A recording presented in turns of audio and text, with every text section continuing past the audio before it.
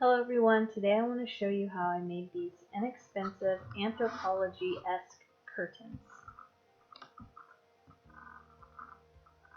The first thing I did was pick up a cheap drop cloth from a hardware store. These are way cheaper online, and so I'll link one of those from Amazon. I also grabbed some RIT dye from Walmart and a bucket for dip dyeing. I will also link some RIT dye color recipes below. I started out by placing my bucket in the bathtub. I filled that with hot water per the directions on the RIT dye, and then I started mixing the recipe that I found on the RIT dye website for what I was hoping would turn out to be burnt orange, but didn't really turn out that way. I did find that my Walmart was pretty poorly stocked with the RIT dye options, so I wasn't able to find the exact colors for the color recipe. So I just kind of made it work with what I could find, and I didn't really mind turning this into a first time RIT dyeing experience. If you don't feel like doing a RIT dye experiment in your bathtub, I quite like the natural look of the drop cloth as well. I started off by using a sample piece of drop cloth and just testing my color, adding more colors as I went from my dye. Then when I felt like I had reached the color I wanted, I went ahead and squished my entire drop cloth down into the dye in the bucket. Here's where I would highly recommend getting some rubber gloves, which I didn't think about until it was too late, and I walked around with orange hands for a little while this day.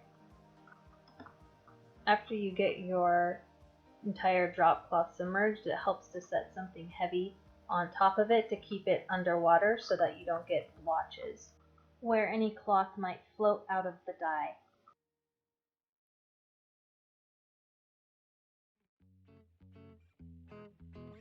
And here's my super cool orange hand that I was pretty proud of for the rest of the day.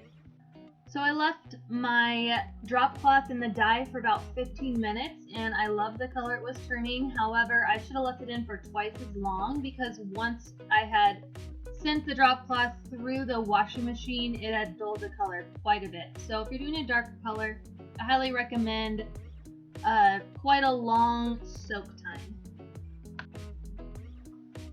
As I started to pull the drop cloth out of the bucket, I realized that there were some spots where it was pretty blotchy, and so I just stuck those back into the dye for a couple more minutes.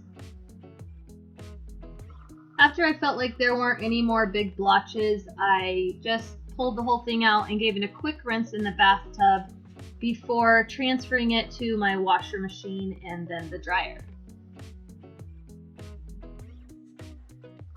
In the meantime, I went ahead and my helpers and I put together the tassels that we were going to hang from our curtains. So I picked up this inexpensive chunky yarn and some wooden beads, and then I just cut a rectangle out of some cardboard that would be the length that I wanted my tassels to be, and mine was about 6 inches.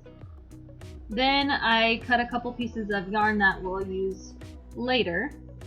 And then all you have to do to make your tassel is wrap your yarn around the piece of cardboard, and the more you wrap, the thicker your tassel will be. So I wrapped about 25 times around the cardboard.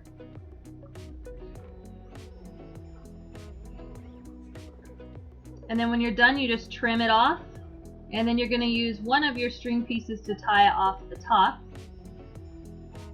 So I didn't end up recording the process of adding the wooden beads, but if you are going to want to add some beads or detail to your tassel, you're going to want to make sure that this string is long enough to accommodate for those.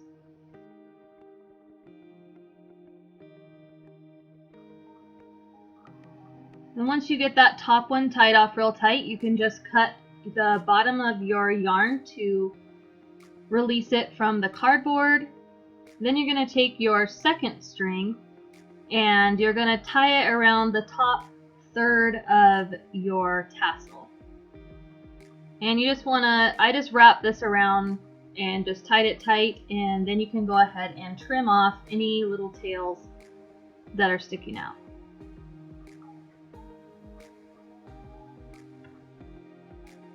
So I went ahead and did this 12 times, but I only ended up using 8 of the tassels I made.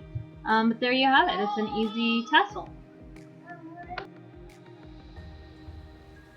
6, 7, 8, 9, 6, 8. Yeah, 12. Say 12. 12, 6. So once I took my drop cloth out of the wash, I trimmed it down to the size I wanted for my curtain panels. You can trim it into whatever size you want, or leave it huge if you even want to do that.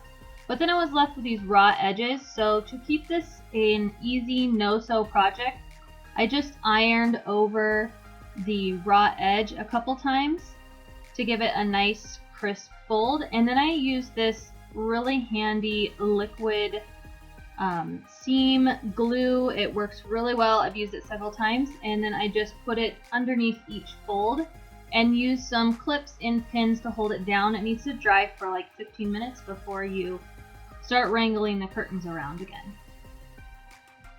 You may notice that my curtains got a little lighter, and that is because they did. I went ahead and soaked them in the bathtub with bleach for a little bit because the color that they came out of the washer with was giving me like old shop rag vibes, and I just couldn't love it, so I did bleach them and lighten them up a bit.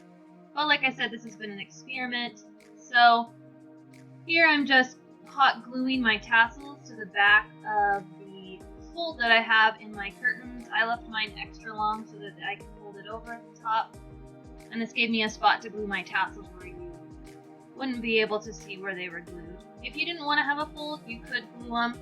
You just have to figure out some way to cover up the glue spot. Then I just used these handy curtain hooks to hang my curtains up onto my custom curtain rod. I'll link that video below.